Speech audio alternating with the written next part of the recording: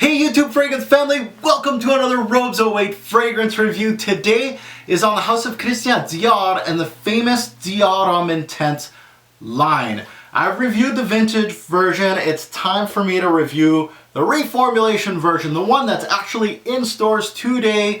This video is going to have a little bit of head-to-head action, a versus kind of feel to it, but at the same time I wanted to make it also a full-fledged review on the reformulation. So everybody that's going in stores, I'm going to inform you on this one. And I'm also going to let you know if it's worth getting the reformulation or save your pretty pennies and pay almost double to get the vintage. So I'm going to let you guys all know about this stuff in this video. So let's get to it. Formulation of DHI hit the shelves in 2011. The official release date is somewhat of a mystery in the fragrance industry. Some say the bottle changed before the juice change, as per example, the neck of the bottle being in the vintage chromed out to the reformulated version with the black neck. Some are saying that the black neck seal still had the original juice in early 2011. Some are saying there is a date of May 2011, which is when the reformulation started, with the official reformulation date of September 2011. Some are also speculating that there was two types of reformulation. Now these dates and how many reformulations DHI has went through is pure speculation. We all know that Dior changed DHI in 2011, but those dates are not necessarily confirmed by Dior. We all know that they reintroduced DHI in 2011 with their in-house parfumier François Demachy attached to that fragrance with a new presentation, bottle and box. That is as far as we can go as far as the reformulation goes. Bottle sizes for this reformulation are again the same bottle sizes that we've seen in the vintage, 1.7 ounce and 3.4 ounce bottles, and there is a limited edition 5 ounce bottle. Depending on which country you're in, they might have it available for you. The concentration hasn't changed from the vintage to this reformulation. It is EDP concentration. Pricing is a huge factor with DHI.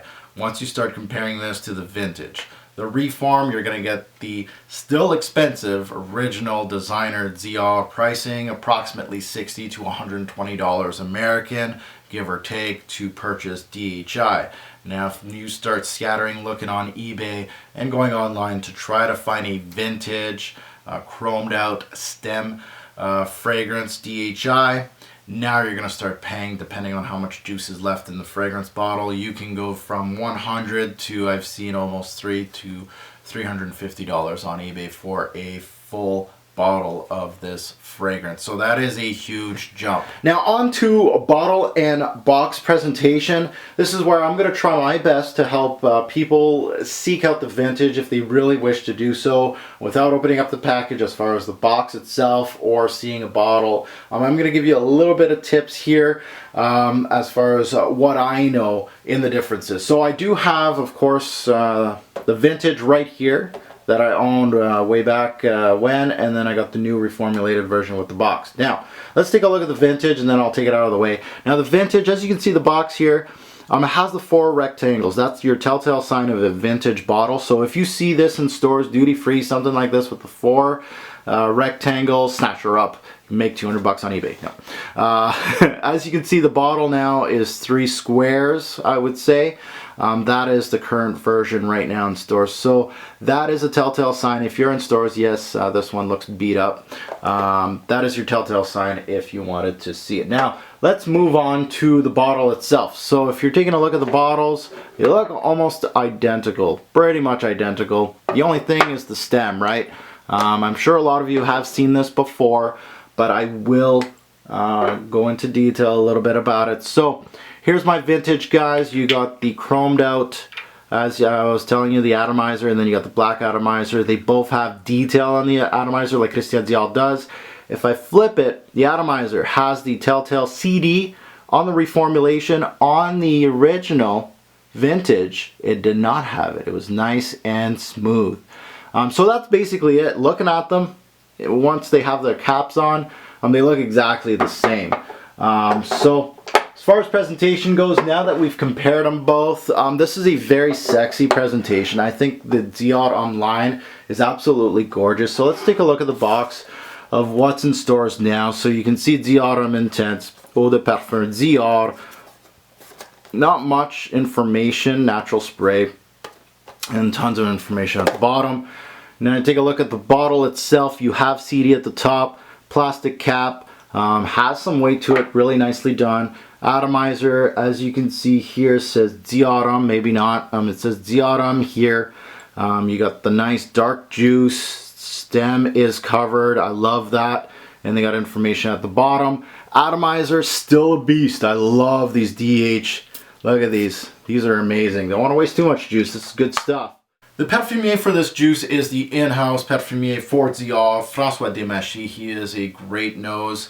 He is known to reformulate the whole Dior lineup and most new Diors. He became the in-house perfumier for Christian Dior in 2006, and he has done some outstanding juice for the house of Christian Dior. Now, before I get into dissecting the reformulated version, let you guys know what it actually smells like. First things first, why? Why do they go to this from this? Why? Well, there's a lot of reasons why a company would actually reformulate a juice, and that's another video on its own. Now, I'm going to stick to my guns with this one, and I'm going to let you guys know why. Now, DHI in 2011, that's when it was reformulated. That was the year it was reformulated. DHI was doing well. It was in the middle of a hype train on YouTube, thanks to us. You know, it was selling well. They only had the 50 ml bottle back when it was first launched. They had the 100 ml bottle. It was starting to be in the original lineup of Dior as a steady producer, seller for the brand. Everything was on the up and up for DHI. Then bam, they hit us with, you know, new bottle, new box, new stem, new juice. What are you guys doing to us? Why? The reason why. Now, if you want to be a premier fragrance house in this day and age, you almost have to go in-house. Everything's in-house. And I'm going to use Chanel as my primary example. And this is where Dior kind of took a little bit of Chanel. Hermès did the same thing. Hermès was almost a dying fragrance house until they plucked Jean-Claude Helena, and Jean-Claude Helena put Hermès as a premier fragrance house. And it's no joke that Christian Dior, Chanel, and Hermès are some of the top designer fragrance houses in our game right now. Men, women, they have their high-end couture lines that are doing very, very well. There's a reason for that. Everything's in-house. The nose, the ingredients they utilize. Dior wanted to follow those footsteps. And you couldn't do that with fragrances like this vintage that was actually created by a perfumier from IFF. They had to go with Demachy. And so what did Dior do? Well, first steps first. Get yourself a really good in-house perfumier. Demachy, you're good to go. Now, this in-house perfumier is going to use his quality ingredients to start making new juices for the house, especially the top sellers. You don't want to start axing your top sellers like a madman. So what do? You reformulate them. You try to do the best you can to keep the original formula. However, use your own ingredients. Now you own everything. See you later, IFF. We don't owe you anything anymore. Oh, so so now you get it. So that is why the whole Dior lineup, which is really a great seller for Dior, kind of got like this sporadic change of every single juice. And you're going to see why the older Dior Homme line, Dior Homme Sport, Dior Homme itself, Dior Homme Cologne, Intense, they're not going to smell the same. No, they're not. Why? Because Demachy is using Dior products now. This is owned and made by Christian Dior all the way through. This one, not so much. The old Dior Homme, not so much. Same thing. Keep going. So that is the reason why DHI was reformulated. Now, after going through the reason why and how to truly find if you have the reformulation version or the original, let's dissect Dior Homme Intense. Now let's go split screen, and as you can see from the notes beside me here, DHI doesn't take too much to compose DHI here. The note breakdown, very simple and straightforward. At the top we got lavender, in the mid we got iris, which is the major factor in the vintage. Ambrette, which is actually a huge factor in this fragrance, pear, which a lot of people love in this fragrance, and in the base we got vetiver and cedar. So the big notes to my nose, Ambrette is huge. Pear has a little dab of it. Iris, still not huge, but still a huge factor in the fragrance. Not as big as the vintage version. And lavender will play a part in DHI. Group, woody, floral, musk. How many sprays in where? I go 1 on the chest, 3 on the neck, bang, bang. Thank you, ma'am. And then 2 on the arms, here, and I am set. Time to dissect DHI. Let's see what I get from this version. These atomizers are quite awesome from these Dior Homme line of bottles. So, first things first spray with this fragrance, warming, comforting comes to mind. Gourmandish, really has a high-end take on it. It just has that really beautiful Dior quality that I come to expect. So really nice. Now, off the top of the reformulated version, you can tell the difference right away when you're looking for it. Case in point is when you're looking for it, okay? These introductions, when you spray them, 1 on the hand, 1 on this hand, you're looking for something, right? Now, let's say, poof, this one's gone off the market. You haven't smelt it in years. You smell this one, ooh, you might, depending on how many bottles you went through this one, you might notice the difference. Now, going from, just an innocent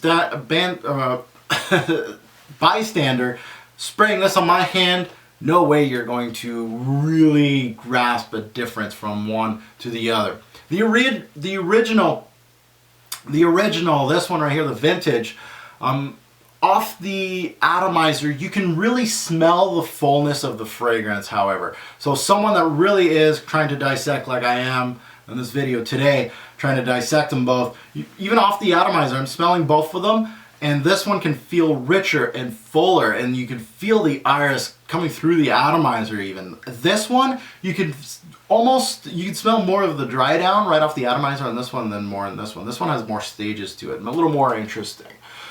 So you can tell that the iris is going to have such a huge impact in the vintage, and in this vintage version, I wouldn't have a hard time calling it unisex. I can even call this one unisex, to be quite honest. It really has that feeling to it.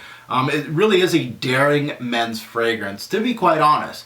Now in this reformulation, it still has that iris as the backbone of the introduction. However, it feels more an equal game with the other notes. It really felt like it was sharing the fragrance than in the vintage. The vintage, it felt like the iris was the powerhouse. You had to wait till it calms down to really start getting the dry down of the fragrance. It had stages, which I really, really like. I love the iris. It's big, it's powerful, it's amazing. There's nothing quite like it. However, in the reformulated version, it's still very, very well done. They are basically, all the notes are pretty much on par with the iris. The iris doesn't really stick out as much. It's still there and it's still the backbone of the fragrance, but it really doesn't give you a punch in the nose. It just says, I'm here and I'm part of the fragrance. Now, the Ambrette seed in this reformulation version has a large part, giving a familiar, warming, musky quality, slightly floral, has an almost tobacco-like appeal that kind of gives you that gourmandish-like feel. I wouldn't say it smells like tobacco per se, but it does have that darkness to the fragrance. And it gives off a white musk sweetness, which replaces the sweetness of the vanilla from the original, and does an excellent job doing so. I really think the all-star in the reform is the Ambrette. Boom. I'm putting it there right now. It's not the iris, it is the Ambrette that's really doing everything. The Ambrette seed is a very complex and interesting note, and clearly plays a huge part in the new DHI. That was really, which is currently in stores right now, which did an excellent job on the fragrance. There's an absolute fruit-like appeal in the new DHI. It has its opposite in the original. It doesn't have like a fruity aspect at all. This is a welcome addition to the scent, and it will get new lovers because of that. The pear is mild in this introduction. However, the mild pear in this fragrance does reveal a playful portion of the scent, and I really feel it gives it an extra little oomph to it, and it will, I think, target more of the high schoolers with this pear. And pear is a huge note right now. Ultramal's got it, this one's got it, and I think it's going to be one of those notes in men's fragrances that's going to be up and coming in the next few years. Now, I truly feel when sitting down and comparing both introductions to these fragrances, I would give the edge to the original, the vintage, because I was a huge fan of the iris that IFF utilized in the scent, and it's uncomparable in any designer scent, hands down. Some people are lovers of that note, some are haters. This note was huge in both DHI and Dior Homme, both vintage. And that note was simply outstanding to me. Some people hated it, couldn't stand it, and that's why they didn't want to go near these fragrances. But I'm going to give the edge to the vintage version as far as that introduction. However, on that note, Dior and Dimashi did the best they could to formulate an introduction similar to the original, and I truly believe that the changes made actually made this DHI a little more mainstream, and it appeals to many more palates than the original because of that toned down iris. It wasn't a major aspect in the introduction as it was in this one. So now into the dry down. This fragrance has that familiar creamy waxy lipstick high-end iris with a gourmand-like appeal with the ambrette. I'm surprised that ambrette isn't mentioned as much as I am today on this review from other reviewers, to be quite honest. This ambrette note pushes the sweetness in the fragrance, the floral aspect, the fruit-like cacao replacement. The use of lavender in this fragrance, might as well start talking about some secondary notes here. Lavender in this scent is practically flawless by Dimashi, and it was a floral that works very well with gourmand-like notes. So if you start thinking of lavender and gourmand-like based fragrances, the first thing that comes to mind is New Harlem. Maurice Roussel is just a master of using lavender and gourmand based fragrances, and this has a place in DHI. Lavender did a really great job blending this ambrette and these iris together. The florals in here, there's a lot of florals in here, but they really do mesh together, not to make it super feminine. I really like what Dimashi did here with the note of lavender. I felt the original had true stages to keep the user interested in the fragrance. It seems that this current formulation, the introduction shows a good portion of the dry down, what makes this scent a little more linear. So to be quite honest, like the first 5 minutes of this reformulation, you're gonna see a lot of the dry down peeking through already. In the vintage version, it was a slower process. So you actually had stages, and it kept fragrance heads like myself, you know, big, beautiful iris, but you could feel the dry down starting to come through, and that's the kind of thing that excites me. I really like, oh, this huge punching iris, I love it. Then it goes away and it goes to the beautiful creamy dry down. Really well done, and that's why I got a 10.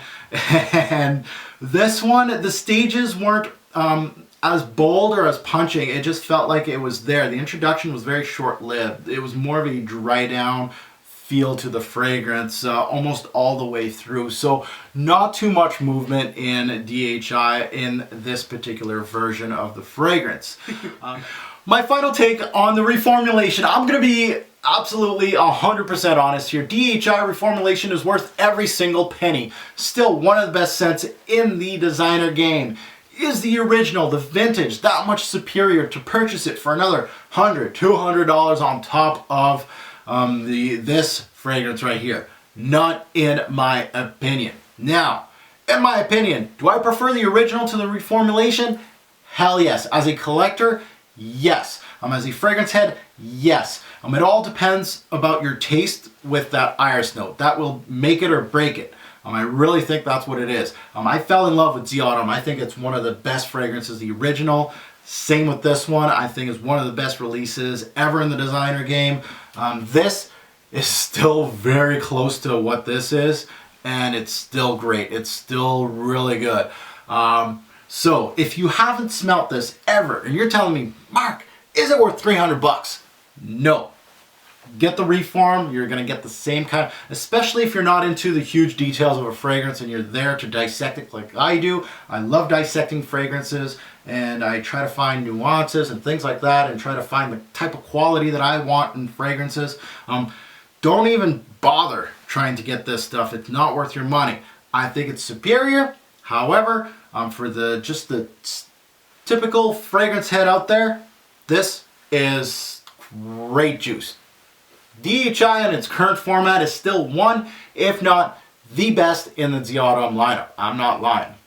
I applaud François Demachy and the team at Christian Dior for doing the best they could by taking the original DNA and matching it to the best to their talents and changing enough to truly make it a better seller in the mainstream designer game. The comparison to the vintage is close enough that you need to be a DHI lover from back when it was first released to truly smell a difference. You really need to be almost a groupie of this scent to really find out, or go like buy this and then do what I did to really tell a difference in the fragrance. Why would you hate it? Well, first things first, if you own this, you loved it, you went through 1,000,000 bottles of it, and now you gotta buckle down and buy this one, there may be a reason for you to hate, especially if you fall in love with the big punching iris. Now, if you hate iris and fragrances, this one still may be too unisex, too feminine for you, might be powdery. It will show you that kind of aspect. Why would you love it? DHI is classy, it's well blended, it's quality. It really is one of the top fragrances in the Christian Dior lineup. And I really think it is worth the money that they're asking for. Recommended age for this fragrance, I would have to say teen and up. Pretty much anybody can own a bottle of DHI and wear it proudly. Reminds people of what fragrances? Well, Dior Homme and the vintage version right here. Awards on my channel, I'm going to say none, just because every time I put DHI in my top 10 list, it was the vintage version. The only reason because of that, these guys are both close and I both wear them. You can see the proof is in the pudding, but I prefer this one. If I didn't have this one, I'd still be wearing this one on the regular. So sometimes I'm trying to conserve this juice and I go to this one because it does have that same effect on me. Best time to wear this fragrance would have to be nighttime on a date if you're trying to make an impression. If you have something at night that is, you know, suit and tie, tuxedo, a wedding, things like that, this is perfect for classy. If you're looking to get a designer fragrance for just those classy times, this would be your classy time fragrance. Seasons, this would be fall, spring, and winter. I also wear it sometimes the summer nights when it is a little cooler. DHI is a stunner in those cooler nights. Now, new to my fragrance reviews is it for you? So the first category is development. Is it linear? Is it average? Or is it complex? DHI is fairly average as far as the development goes. Movement is very slow in this one. You're not going to get much movement. This one, the vintage, has a lot more development to it. This one, fairly average. Is it work appropriate? Yes, I would wear this at work. Obviously, you have to have some type of air conditioning system. If you do, you're set to go. If it's really warm, I think this one really would, especially if you're in a cubicle or something, would start choking people out. So work appropriate? Yes, depending. Price, is it justified? Yes. Christian Dior pricing is fairly expensive. It's one of the higher tier designers in the game. However, the price is highly justified for DHI, the reformulation. I think it's worth every single penny. Person it's for, is it for a collector, an everyday guy? Who is this for? My suggestion is this is for everybody. Everybody under the umbrella. Even a niche head would go into the designer game and get this reformulation version and actually be impressed of the quality of this juice. I think collectors, people that love Christian Dior fragrances, even people that love this particular one, will like this one. They'll eventually turn, you'll see. So really, it's for everybody out there. Is signature scent worthy? Is it a signature scent worthy fragrance? Yes. I wear this even though it has that air of high class to it. Again, I feel like I could wear this with a tuxie suit. Always, you know, high class. Dior Homme lineup just exudes class to me. This can be worn with jeans and a t-shirt. I can wear it at work. I can dress it up, dress it down. It really doesn't matter. I can wear this as a signature scent, or it's only just for special occasions. It all depends on you, but it can be signature scent worthy. Now let's go split screen. Let's take a look at my scores for the reformulation of DHI. Is it going to hit a 10 like its vintage counterpart? Let's go. Projection.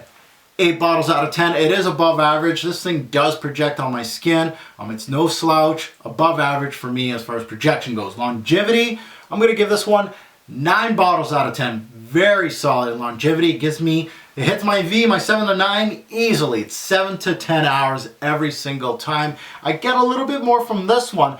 However, I hear online some people get more out of this. Some people get more out of this one. It all depends on your skin. For me, as far as longevity goes, 7 to 10 hours is no slouch. So 9 out of 10.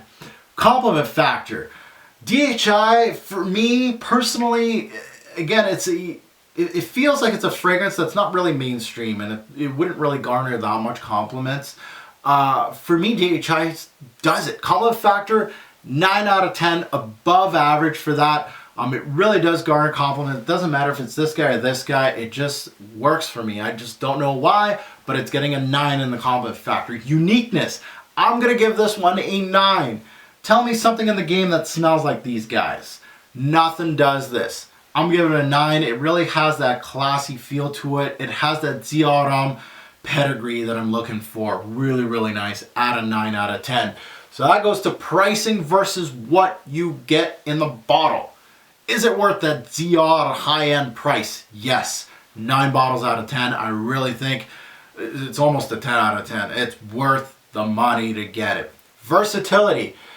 8 bottles out of 10. This stuff is signature scent worthy. Or if you want it just for special occasions, I understand you. So it is versatile. Smell. 10. It's still solid. You know, it's not like the vintage. However, on its own, let's forget about the vintage, it's still excellent juice, and that's what I'm looking for. Smell 10. And that goes to an overall score. DHI, this is the first time I believe a reformulated version versus the vintage both get 10 on my channel. So welcome to the Perfect 10 Club, the reformulation of DHI. It's still great, you know. If I rated my fragrances maybe up to 100, this might get 100 and this might get 99, 98. You know, that's how close it is as far as score goes.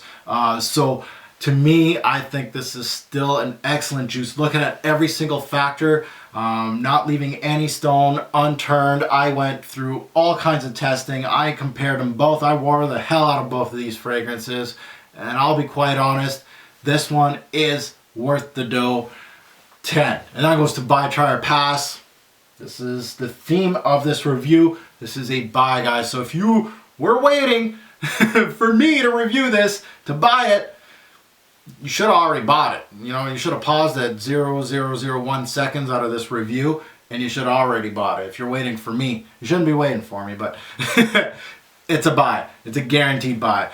So guys, I hope you enjoyed my review. Let me know in the comments below. It's the first time I actually did a head-to-head and a review at the same time. You guys let me know if you like this kind of content. I can try to dissect the crap out of fragrances if you want me to. I can use this nose for that kind of stuff if you want. Let me know in the comments. I know a lot of you own this bottle, the Reform, the vintage. I want discussion down there. What do you guys think about the Reform? Do you think, are you on the same wavelength as me?